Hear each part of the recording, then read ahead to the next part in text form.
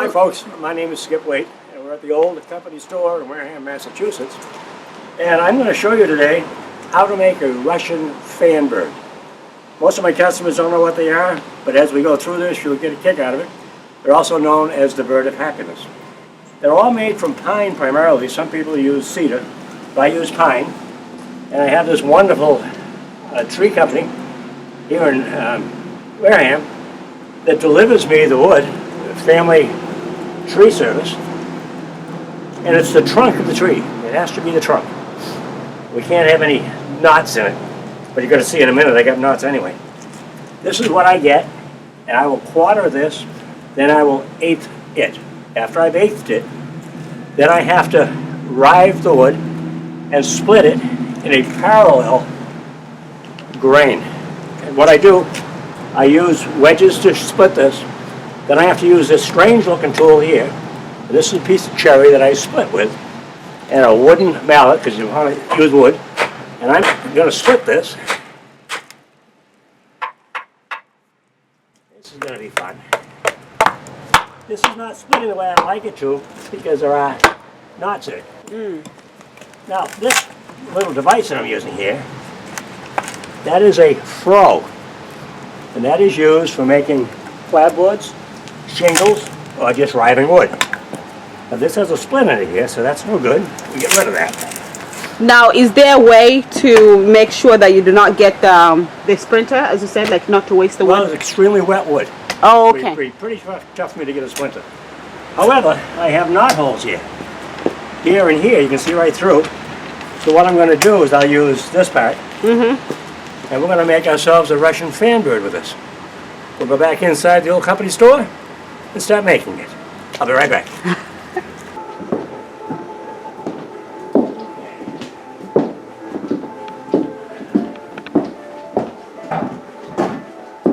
Okay, we've got the split board in here. Now what we need to do is make a little plank out of it. Now I'm just going to take it. I'm sitting on a drop pony, which is a 15th century tool machine, and it'll hold things in place for me. Right now I'm holding it with my hand. I do those gypsy flowers, and I need this to make the flowers that are behind me. Now, what's the measurement of the piece of wood that you're going to be starting with? What I want it to be. Every bird has its own size and design. Nothing is measured. I have a thing about electricity and tape measures. They scare me. So I don't use it. Now, I'm going to take one side, and I am going to make it as smooth as I can with this Mickey Mouse froe I'm using.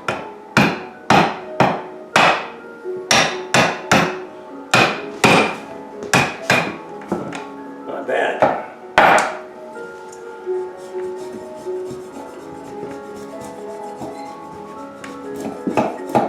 I see a bird in there somewhere. Which bird are you going to be making today? Depends. You gotta find out what's in there. Wow. Everyone. So the wood will tell you what bird to make. As I move along, I will start to spot what I like. What are the options that you have? Well, there's many different designs. You've got two things that you need to know in making a fan bird. One is an interlock. And the interlock, let me show you. Here's one here that's drying now. And if you can zoom in a little bit. Right here, this is called the interlock. And down here, in the center of this, that is what's called the hinge. And that part on the bottom is the bird. That's what we're going to make. I'm flattening this piece of wood now to make it kind of true so I can get started on the bird. Alright, now, what we're going to do, you saw me just get started on this. I'm going to start at the very top. Yes. That is going to be the interlock. So we need to make an interlock. I'm going to use a very basic design. I'm not going to do anything fancy.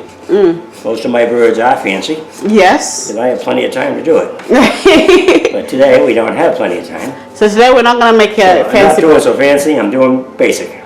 So more of a beginner kind of bird. Yeah, this is more of a beginner bird. So what's the importance of the thing that you're doing at the moment, carving the wood What like I'm that? doing now is I'm designing the interlock. And the interlock is what's going to make the feathers go together. Okay. And I'll be able to interlock them without using any glue. It's just a little trick, I guess. It's mechanical. Once you learn the mechanics of the fan bird, Yes. you can make a million different designs.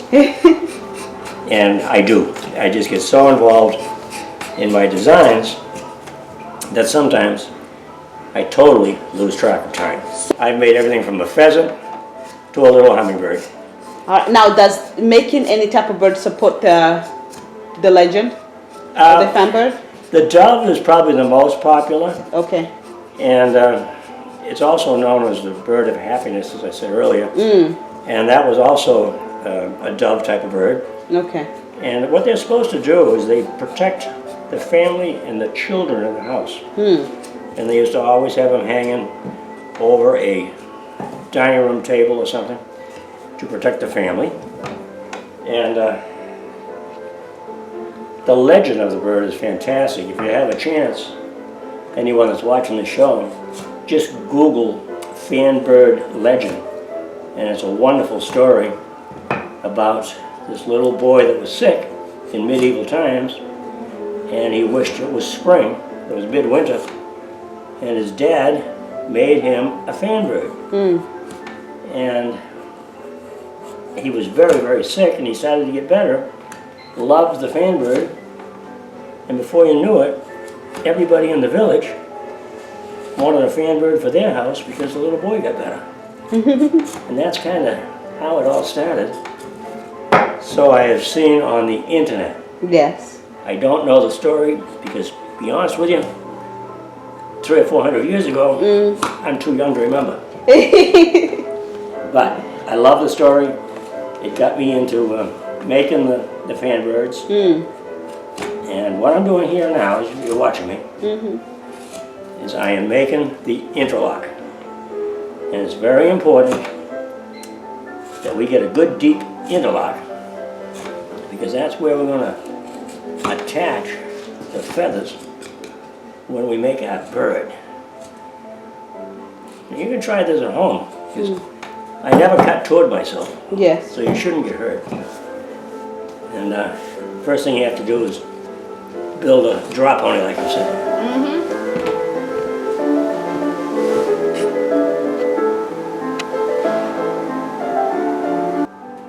Now that's the beginning of the interlock.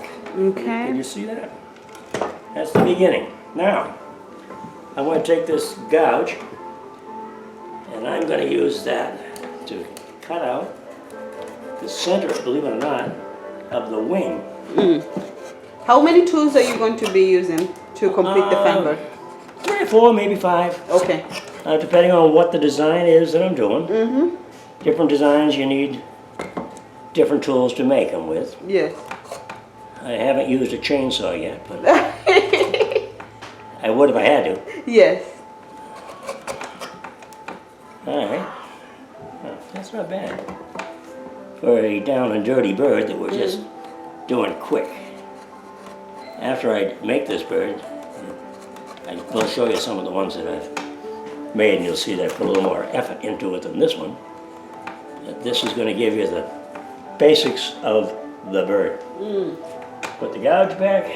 Now, this right here, because I want it right there, is going to be the top of the bird, or known as the bird's back. Okay. And this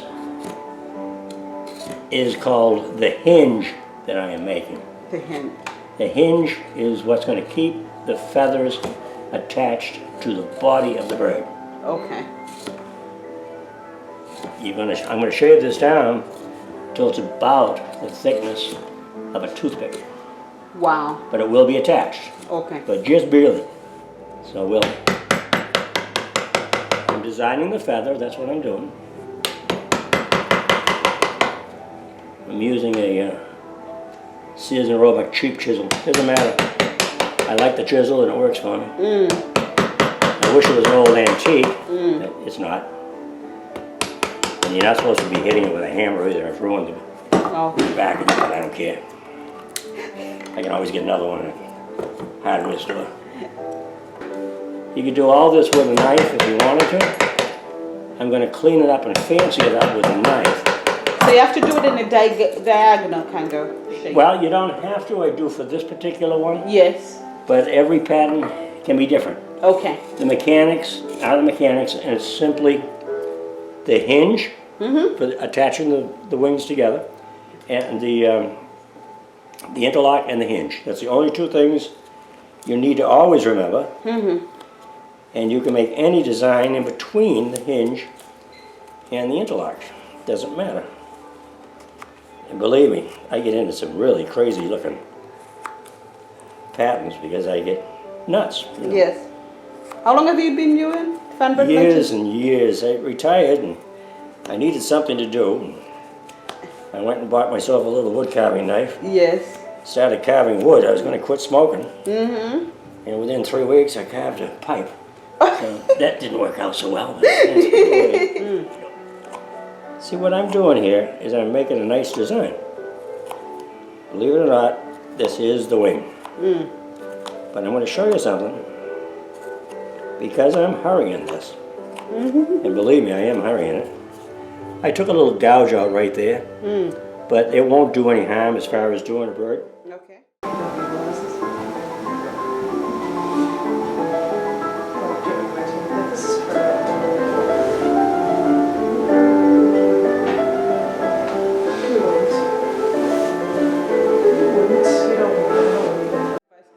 This is a vise, Okay.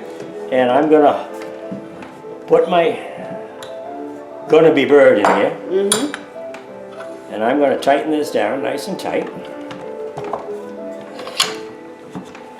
Real tight, because I don't want that sucker moving. And then I'm gonna take a couple of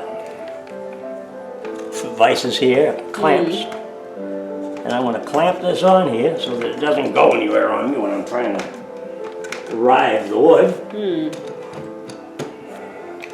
Sorry I'm not looking at you. No. Up to my ears here trying to You are doing break the new record. fine. You're doing perfect. I gotta break this new record.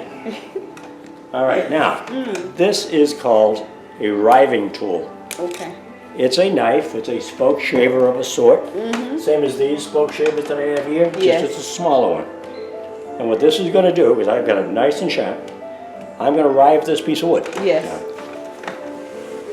Now, we gotta get that squared away now. So this is nice and straight. These first few feathers I won't be using. They're going to be the tail of the bird. Now, what I'm doing is I'm splitting the fibers of the wood. I am not cutting that, as strange as it may sound. They're so easy to slice. The wood Well, you is gotta so remember. moist. We just went outside and got this piece of wood. It's as green can be. The only way I can use the wood is green. If it is not green enough, if it's not fresh enough, I actually take the wood and I boil it. I'll boil it for 2-3 hours. Kind of think about the wood as being spaghetti. Wow. You can't do much with spaghetti when it's hard. Same thing happens with the wood. Now I'm riving away here as fast as I can. This is very, very simple. Only took me 6 months to learn how to do it. What were the mistakes that you used to make in the beginning? Oh, ugly critters. Yes. And they were too thick. Yes. You couldn't fold them. Okay. And I didn't know that you needed to have it super green. And I'd go to the lumber yard and I'd buy pine or whatever product they had there. And then I found out that dried wood, you can't rive it. Needs to be wet wood. So I started boiling the wood that I got from Lowe's or Home Depot, and I still could make a very good bird. Yes. And then with more and more research, I finally figured out that the best way to do it is to find somebody that cuts down a pine tree, get the trunk of it only 2 or 3 feet from the ground up and a foot or two before the first branch.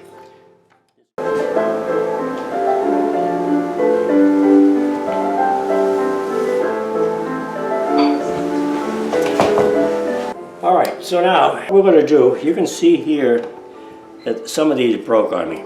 That's because of the rush to get the Guinness World Record. Oh. It doesn't matter. What I'm going to do now, just to show you how I do it, this is the gouge that I used before. Yes. I am going to take this gouge, and I'm going to go in here, here, and here. You know why? I want to show you the bird that you couldn't see. And so are we trying to make the head right now? I am. Wow, this process is really not delicate. You are really diving into that wood. Ah.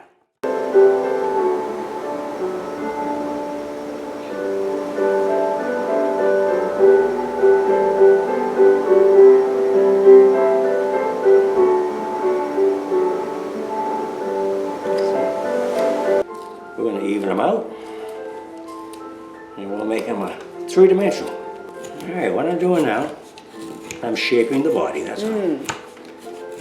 I know there's a bird in there. See him? He's starting to come up. He needs a little better chest, though. Let's give him a little depth here.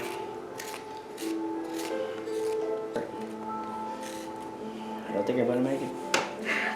Well, it was a record of making a bird, not a pretty bird. Not a pretty bird. Yes. Believe me. This bird will not be pretty. I can actually see the bird. Hey, he's in there. I told you he was. I told you he was in there. Just a case of fighting. Wow. Now we got to give him a little face, though. Okay. So do we still know what kind of bird that is? Well, it looks to me like it's going to be a hummingbird. A little hummingbird. Unless I break the beak, then it could be a crow. A little crow. All right, basics is done. Does that look like a bird a little bit? Yes. Now, what we would do next here, I am going to take this, we'll just take a little wood off of this, see? Not a big deal. Now don't forget, I'm cutting up to my hinge. In a minute, we're going to take the hinge so that we can fold these silly feathers that are really not good feathers. But they are feathers. I think they'll interlock. And if they do, we'll hang him up. If he doesn't, I see ordinarily, I would be spending, half an hour to an hour just on the body of the bird to make him look really cool. But for the sake of this particular show, it's just going to be a case of, for crying out loud, that's how you make them. So that's what we're doing. All right, we got ourselves a fat hummingbird. A fat hummingbird. I'm just trying to trim him up a little bit here, so he's not quite so fat. Now, this time of year, the hummingbirds are kind of skinny. They haven't eaten much. All right, now. Have you gone as much as to make a duck or maybe?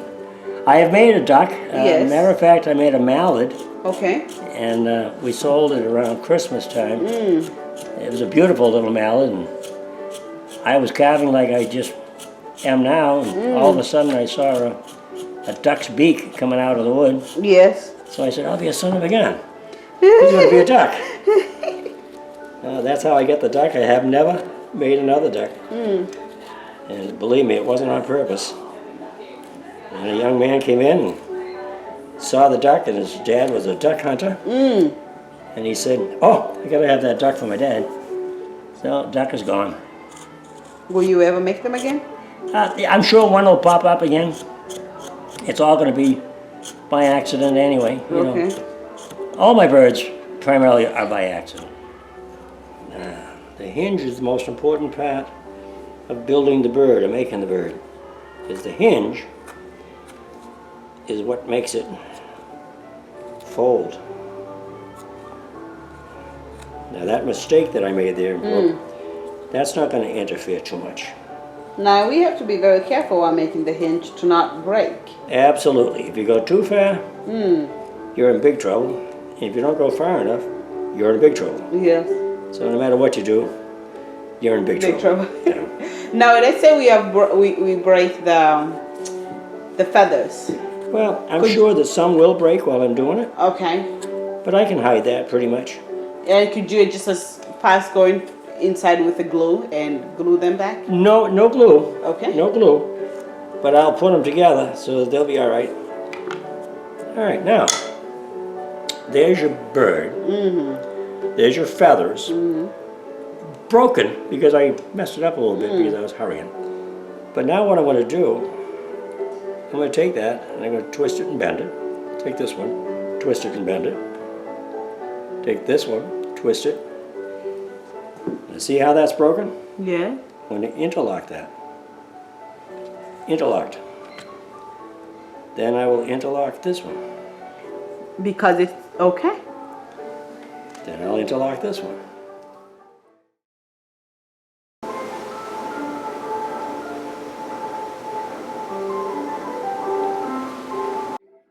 Alright, see what's happening? Now, do you have to wait until they completely dry in order to color them, or you can color them right after you finish? I'm gonna do a little coloring as soon as I'm done, just to show you one technique. Okay. I can do many different things.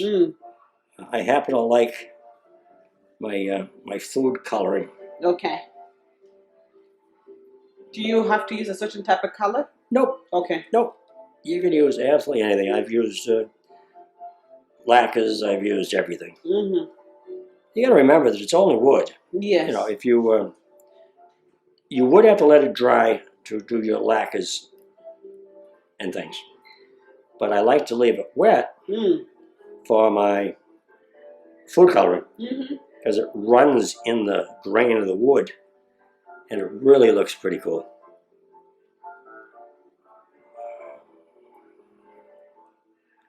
Not bad, huh? No. Our bird is coming up together. Bird is coming up. Now, ordinarily, I would have put a string on here and tied it before I did this. I'm not doing it today. Okay. Just want to show you how to make it. And why the string? I use fishing line. I use 4-pound test fishing line. And that way you don't see the line when you hang them up. Okay. And they're flying around. The air conditioner in the house or whatever causes them to really fly. Which is fun. I could just imagine a big garden filled with these birds. Oh, that would be fun, wouldn't it? Are you planning to build your own garden filled with these birds? You could be your own museum of birds. I'll tell you what I have done. I've made them for outdoors. Yes. And I coat them with 6-7 coats of lacquer. And they're safe to be outdoors in the weather. Yes. And then every spring, you should really re-lacquer them. Okay. All right, now, like I say, this is not a good bird, but it's a bird. We'll get rid of that one because it didn't interlock correctly, and I'll do that. See, that was no big deal. That's beautiful. Now, every bird needs a tail. This bird will be no exception.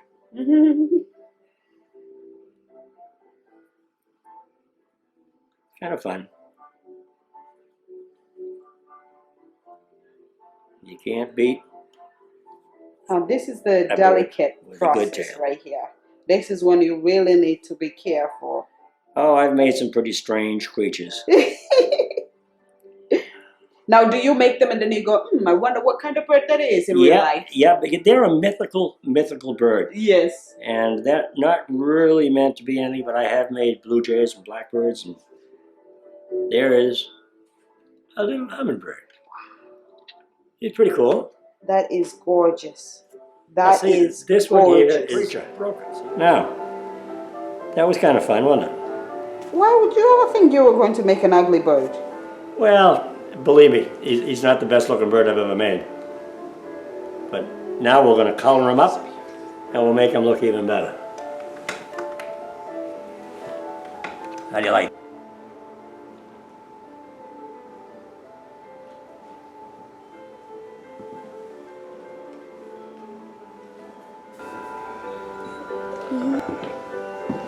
Okay, we got one more Russian fanbird. All he needs to do is dry for a couple of days, and then he can join the rest of his fanbirds.